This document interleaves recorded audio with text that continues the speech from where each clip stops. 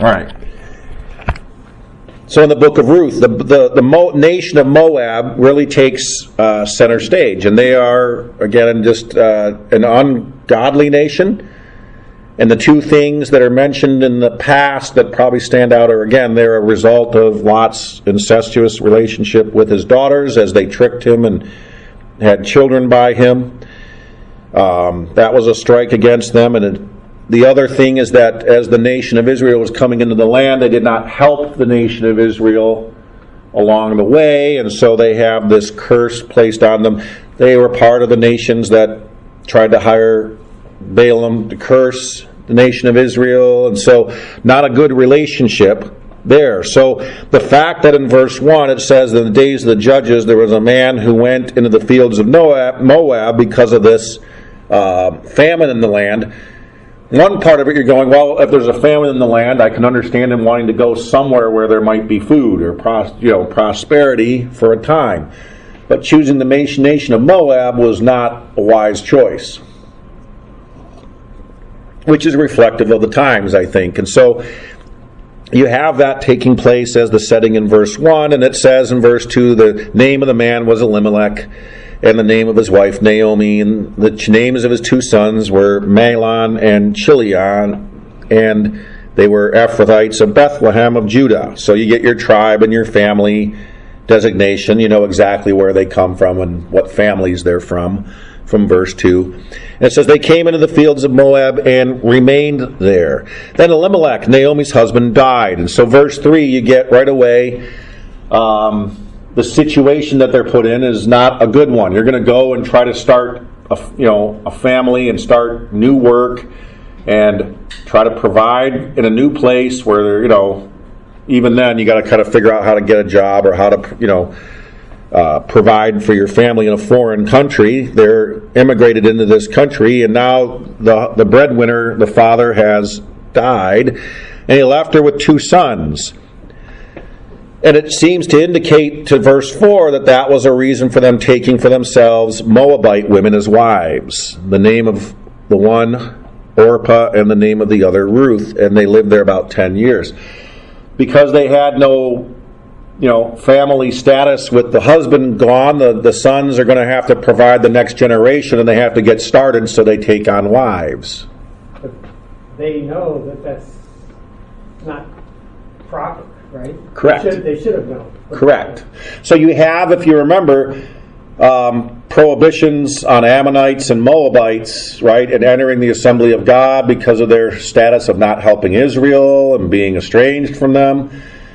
That there were prohibitions about how you could marry foreign women, you could go around the right process of doing that, but these ones had extra cautions, right, Moabites and Ammonites, because of their rebellion against God. And so it's a problematic, decision making, right? That's kind of leading them down. But they have to propagate the family, and they have to create now a status of raising a family and creating prosperity, so they get married where they're at, and they do this. Did you ever hear when Oprah Winfrey was named, they meant to spell Orpah, and they misspelled it Oprah? No, but I did wonder about that. Yeah. Saying, well, her name's pretty close. I heard that. But I didn't know that. They meant to spell Orpah, and they misspelled it, and it come out Oprah. That's what I heard. I believe it, because I was kind of trying to figure that. It crossed my mind, but I did not know that. Yeah, I heard that. Yes, Kim.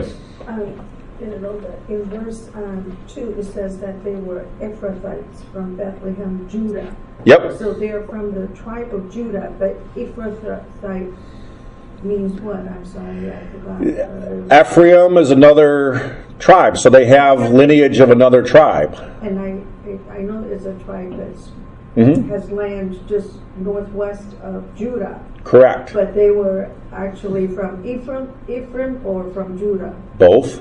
Oh, they were both.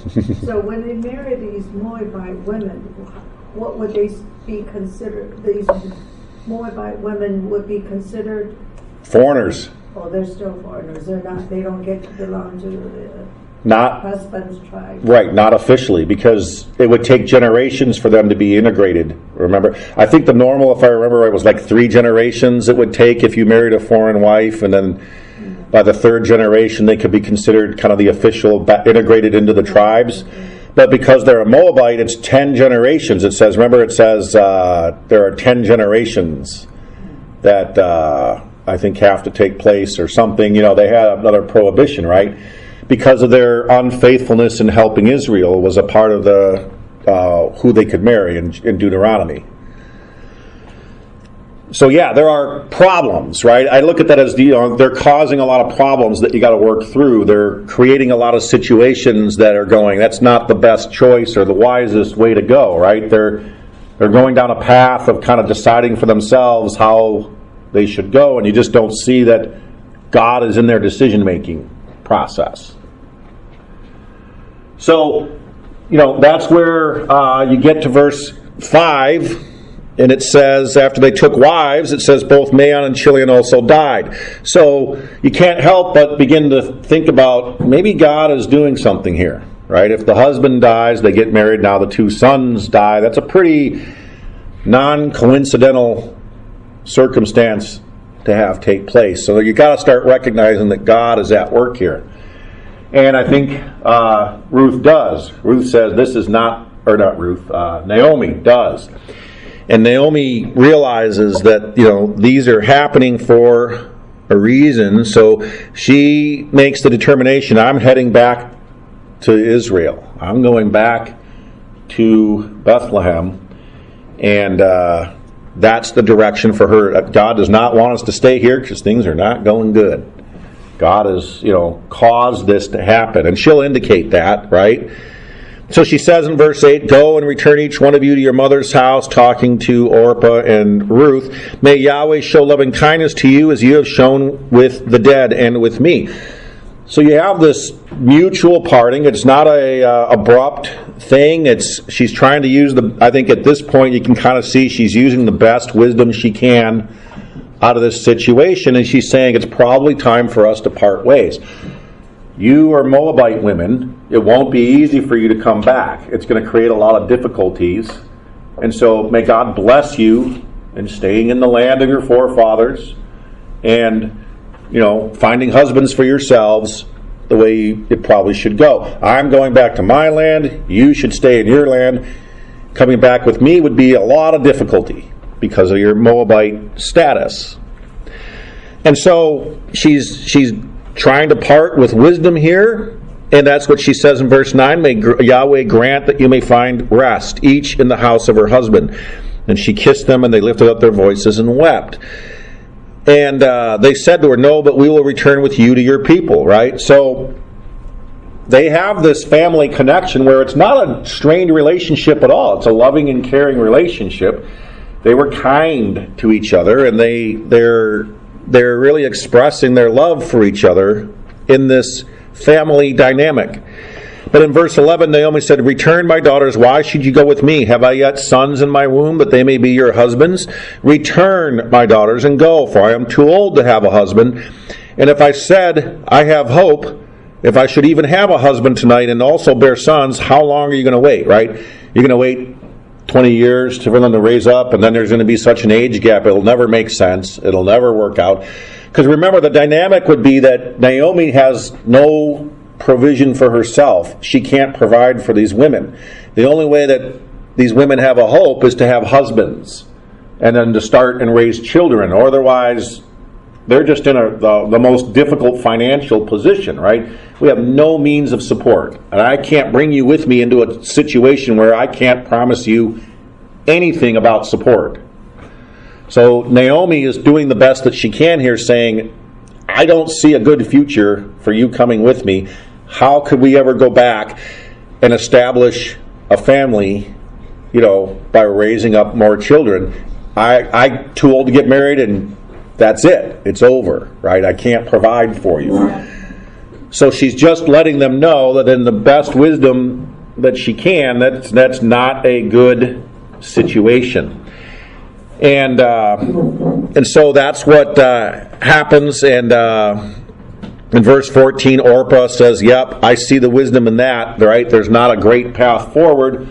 I'm heading back. So her determination is that, she's going to head back, and I don't know her status beyond that, but for Ruth, we know more, right?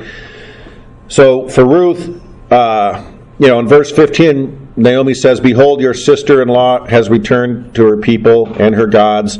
Return after your sister-in-law." You need to go, that's the direction for finding a husband, right? That's where you should go, Ruth. Follow Orpah, right? But Ruth says in verse 16, and this is the importance of that memory verse, "Do not press me to forsake you in turning back from following you. For where you go, I will go. And where you lodge, I will lodge. And your people will be my people, and your God, my God." And then she's serious enough to say in verse 17, "Where you die, I will die. And there I will be buried. And thus may Yahweh do to me and more, if anything but death separates you and me." So this really indicates the fact that she has learned about Yahweh. She knows the God of Israel, and she has really placed her trust not just in Naomi, but she is expressing to Naomi that I trust the God of Israel, and I'm going no matter what. And it doesn't look good, and we have no direction forward, and we don't have any answers about how the future is going to be, but she's going. And so that's the situation of this arrangement that from there in verse 17, 16 and 17, that she really expresses that it's her trust in Yahweh that motivates her to stay with Naomi. So it says they both went, and okay, come on, get going.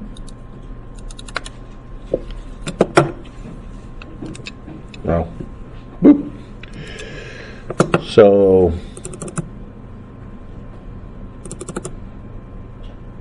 one of those days. Okay.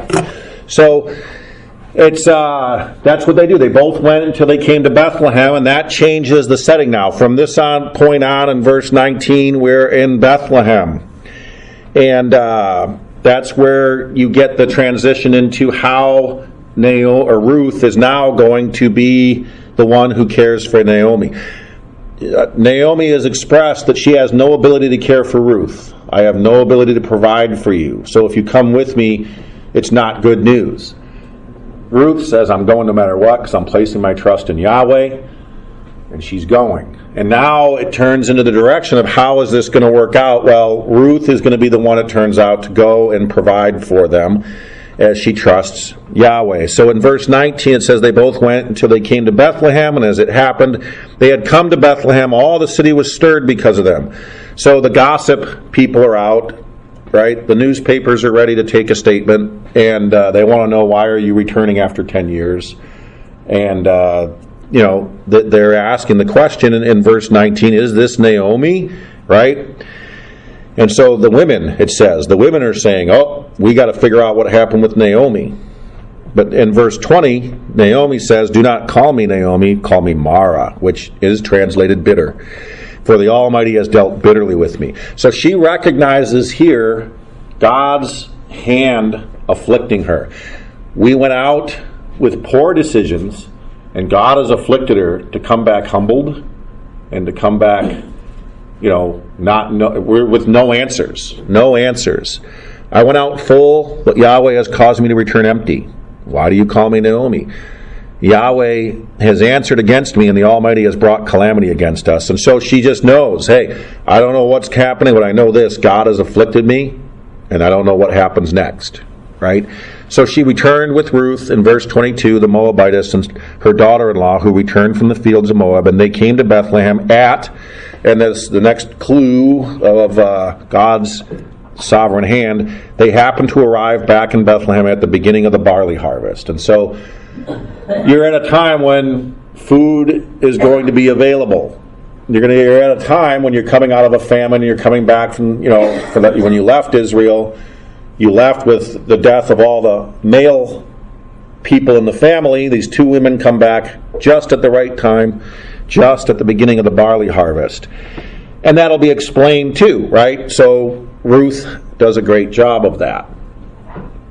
It says in verse 2 that Ruth, the Moabitess, said to Naomi, "Please let me go to the field and glean among the ears of grain." after one whom I may find favor in his eyes. And she said to her, Go, my daughter. Now there's a couple of things in that statement. One, please let me go glean in the field. That was normal.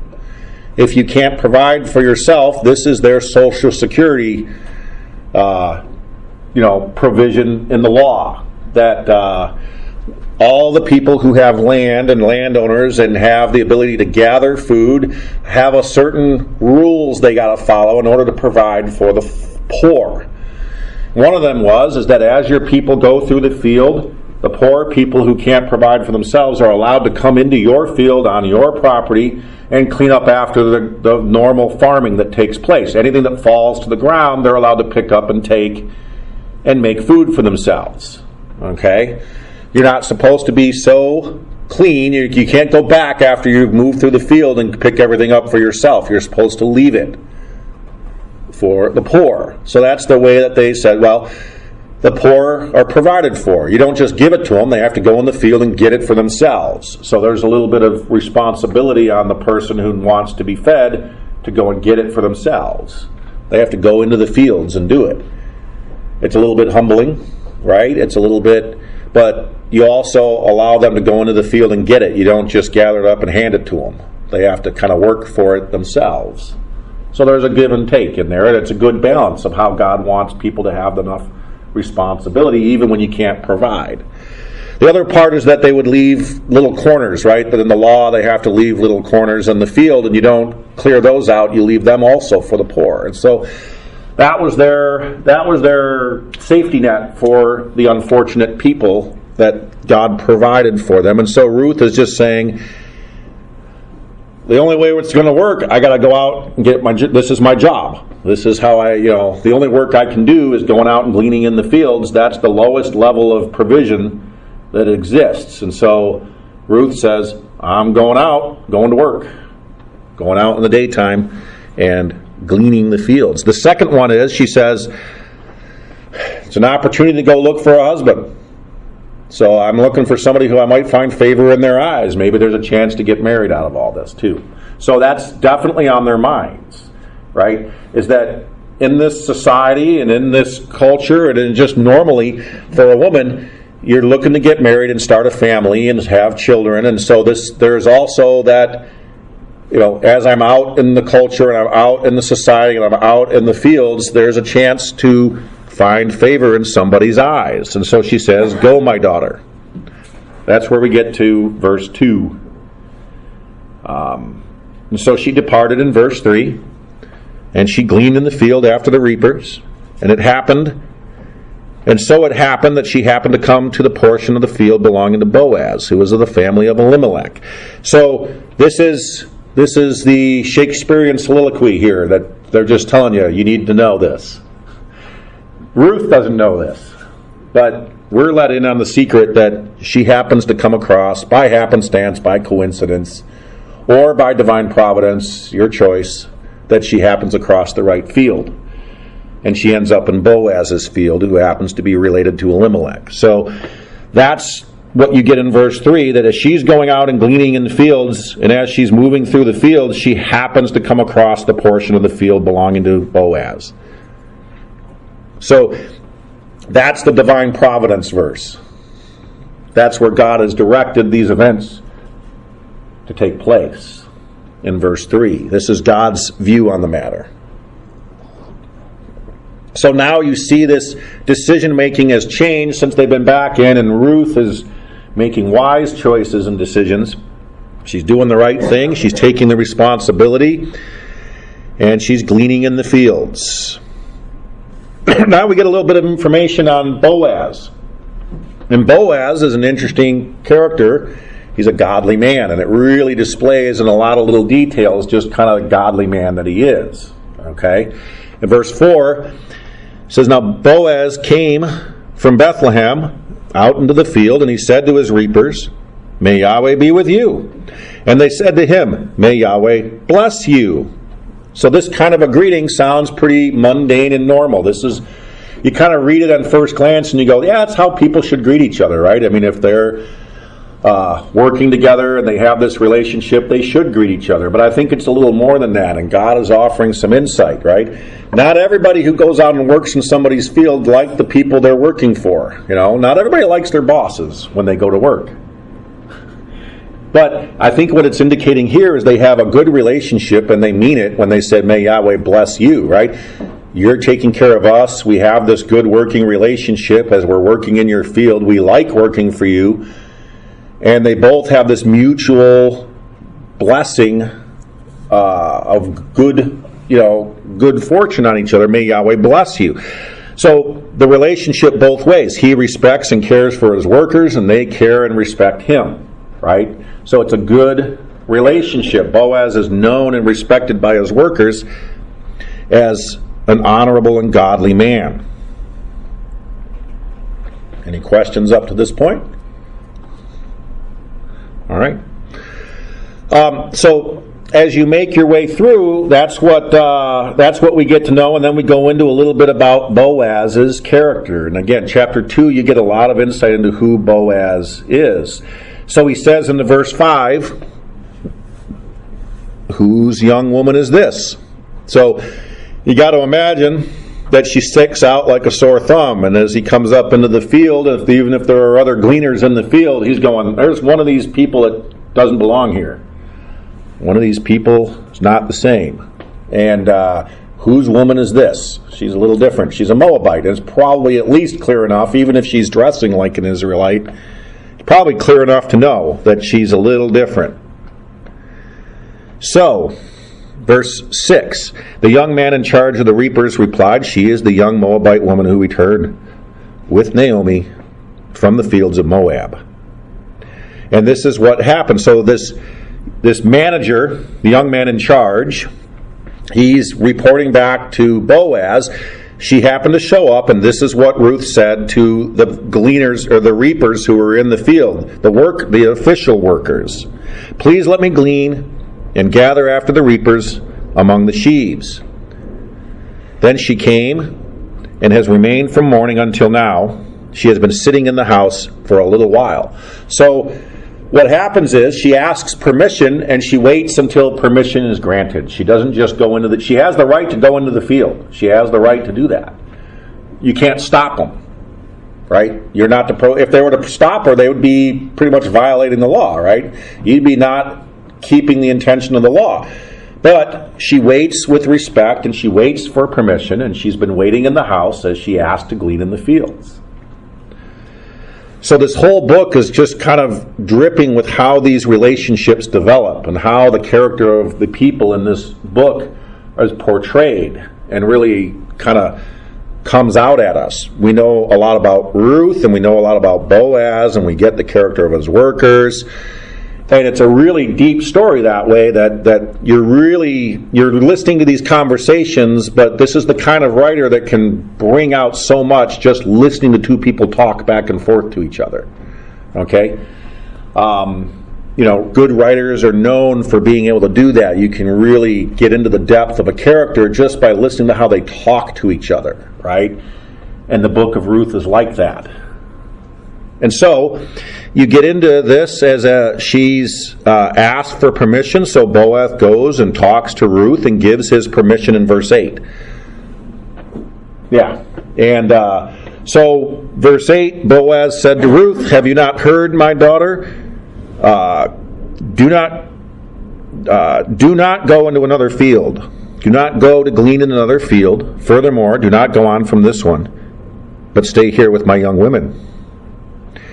And let your eyes be on the field which they reap, and go after them.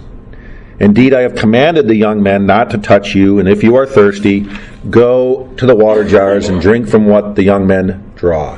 So this is Boaz giving his permission to Ruth to glean in his fields, but he goes beyond, right? He's saying, look, I want you to be able to go up and glean, but he says, I want you not only to glean, he goes, but I want you to stay here with my young women. So there are people working in the fields, and he says, you don't have to stay way in the back. You come up next to the workers, and you glean right behind them. Stay right with them. Stay right with the women who are out there.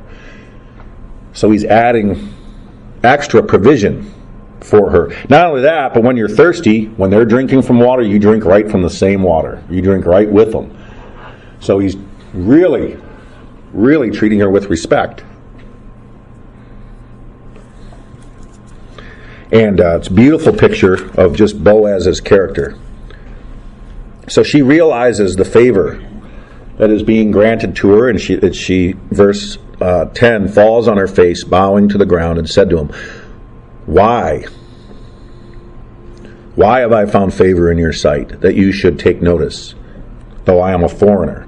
Right? So this is not normal behavior just for the poor people, but especially, and you have to understand this, it's expected that because she's a foreigner, you would get more distant treatment, right? You would tend to be ignored. You would tend to be dismissed as not relevant. You'd have poor people, and then you have the foreigners behind them, following behind the poor people, way in the back, right? And I'm just kind of stretching that picture out a little bit, because that's what would be expected. Boaz says, nope, you move to the front. So, it's a beautiful picture. And it's just great to see the character of a godly man who really is providing. Now he gives his answer. In verse 11, Boaz replied to her and said, All that you have done for your mother-in-law after the death of your husband has been fully told to me, and how you forsook your mother and your father and all the land of your birth, and came to a people that you did not previously know. So Boaz here says, look, all of your decision making, all the things that you've done up to this point have been known, have been made known.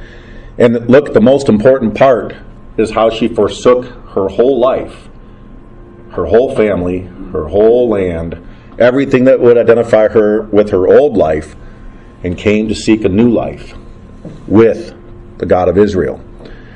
And so he says in verse 12, May Yahweh fully repay your work, and may your wages be full from Yahweh, the God of Israel, under whose wings you have come to seek refuge. And so that's the real picture that develops in this story about Ruth and who she is.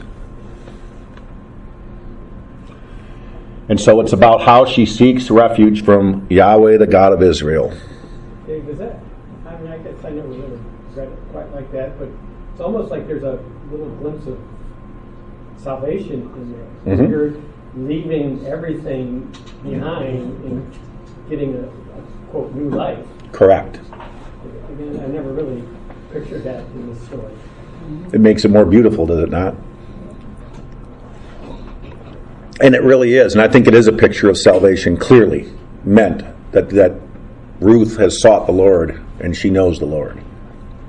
So this is the testimony. This is the witness and the report. This is what people are talking about. But also, this is how Boaz understands it and how he intends to honor it and respect Ruth for her wisdom.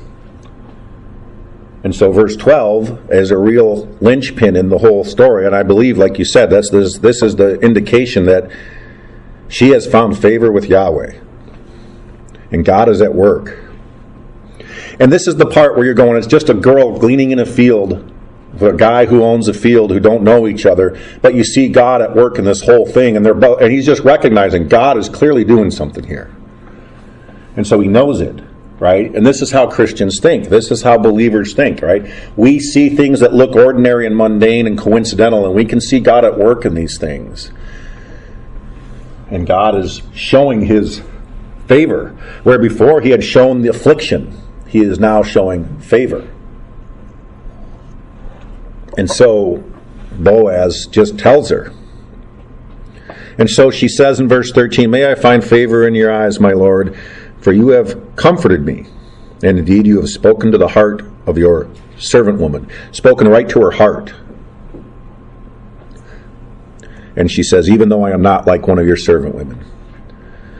So that's the beauty of what's taking place here, is that you really, again, they're just talking to each other, having a conversation, but they're sharing the most intimate details. And she really sees that Boaz is kind and comforting, and again, spoken right to her heart. And so you have that really beautiful picture, verse 13, right? And she's saying, look, I'm not like other women, I'm different, I'm obviously a foreigner, but you're being kinder than you have any right to be. And she knows it, but she sees it as the kindness of Boaz and the kindness of God, right? I mean, I think there's a real understanding of what's starting to happen here. So you get to verse 14. It says, at mealtime, Boaz said to her, come here that you may eat of the bread, and dip your piece of bread in the vinegar. So she sat beside the reapers, and he served her roasted grain, and she ate and was satisfied and had some left. This is never the way that you treat the gleaners in your field. This is just unheard of. And he's not anymore. He's treating her as something different than just a poor person and a gleaner in the field. He's bringing her into close proximity. He's bringing her right up with the workers, and they're eating cooked food, right? They're roasting the grain. And so he's providing a meal for her and sharing a meal. She's allowed to come in and share a meal with the rest of the workers now. So in verse 15, she rose to glean, and Boaz commanded to his young men, let her glean even among the sheaves, and do not dishonor her. So right now, again, this whole picture of gleaning has these levels of distance of the relationship drawing closer and closer by this visual picture. She can glean with the rest of the gleaners. She can come up right with the women. Now she can go right in the middle of all the reapers. Okay? So every level has a new closeness of intimacy to it, pictured by how she's allowed to glean and what Boaz allows for her. And then in verse 16 it says, also, you shall purposely pull out for her some grain. Right? So now you have this other level where when you guys are picking up your food, I want you to just throw it on the ground for her. Just throw it out there. Let her pick it up. Make sure she has enough. If there's not enough, put it on the ground. Make sure there's enough. Right? Put it out there where she can gather and she's not having a hard time with it. Make it easy for her. So there, the kindness of Boaz. And to some degree, you have to imagine that he was a man who was respected. And yeah, would he provide for anybody who gleaned in his field? He probably was very generous. But this is way beyond. This is way beyond how Boaz, any person would treat the normal gleaning of food. There's a recognition of his interest and care and provision. And so you got to remember that this whole picture that's going to come out, I think the whole decision-making process for her to go out and glean in the fields, remember, she was saying maybe somebody will take interest. So she's looking for somebody to take interest. She's looking for a husband. Boaz, on the other side, he sees her. He's heard everything about her. He's really expressing his interest. This is a deliberate and purpose expressing of interest. Number one, he's just rewarding her for her faithfulness. He's rewarding her for her character. But two, I think he's pursuing her. And this is a part of the kindness of his expression to say, you're right up in the family. You're right up here next to everybody I know. Yeah, it really seems like he's got some ulterior motives here, too. For certain. For certain. But I think it's two levels. I think for sure he's just rewarding the kindness and rewarding her faithfulness. But he is expressing interest, yes.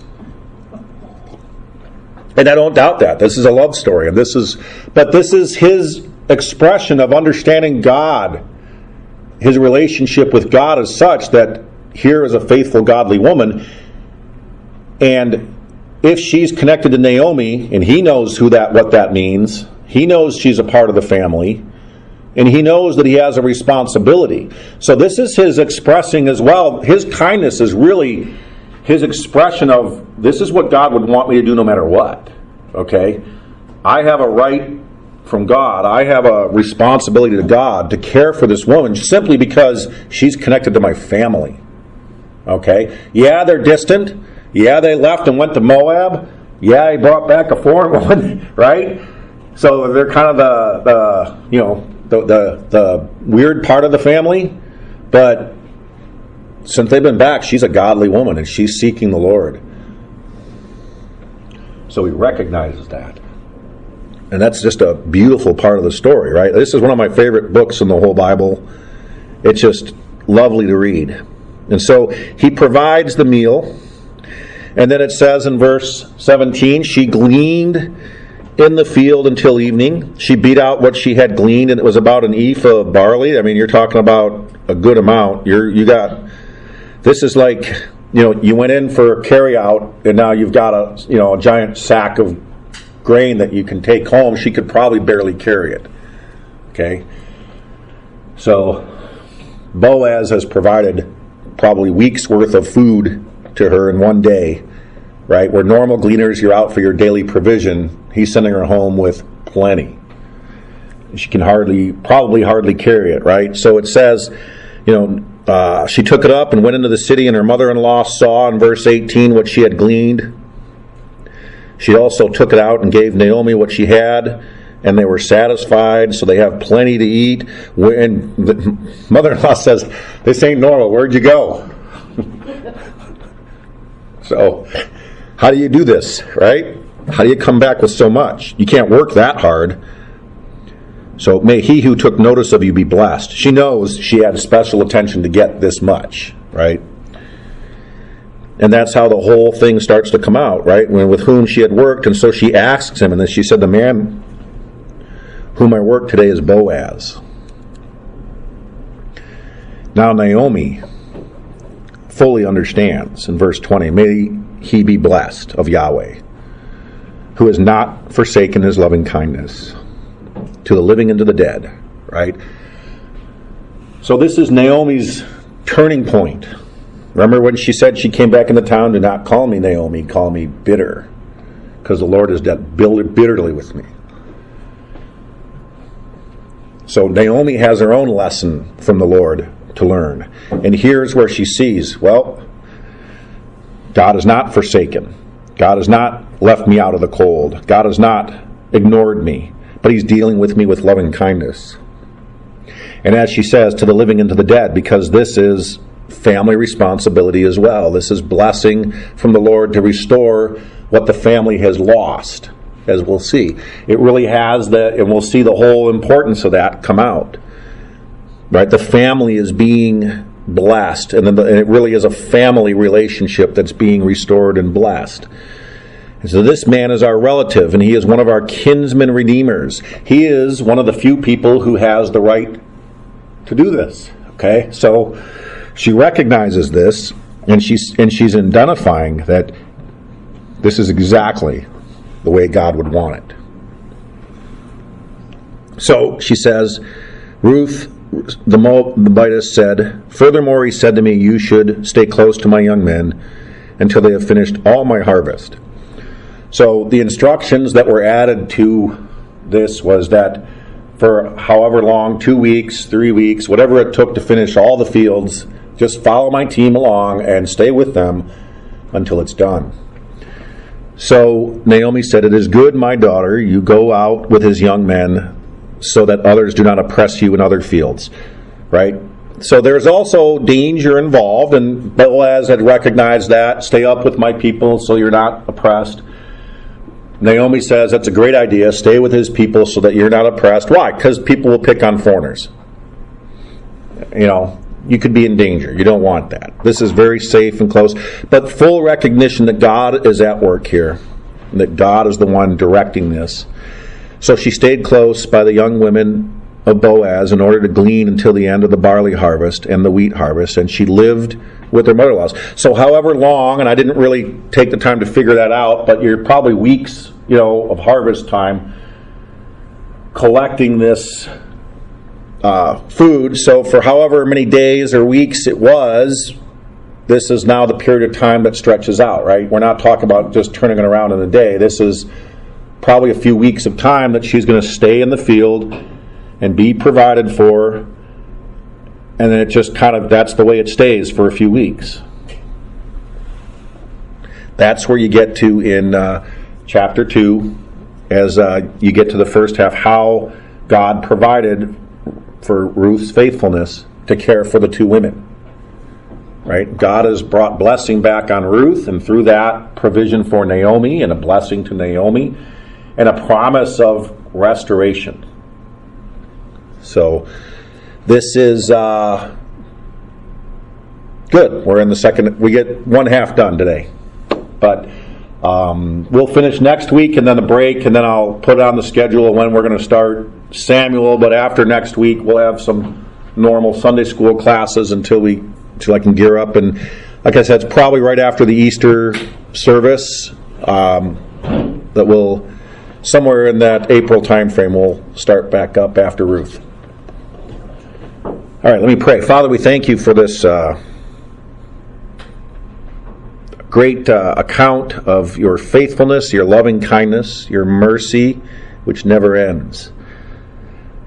And how, even after a time of affliction, you can bring about, if people are willing to humble themselves and seek you out, you're willing to show yourself and bring restoration.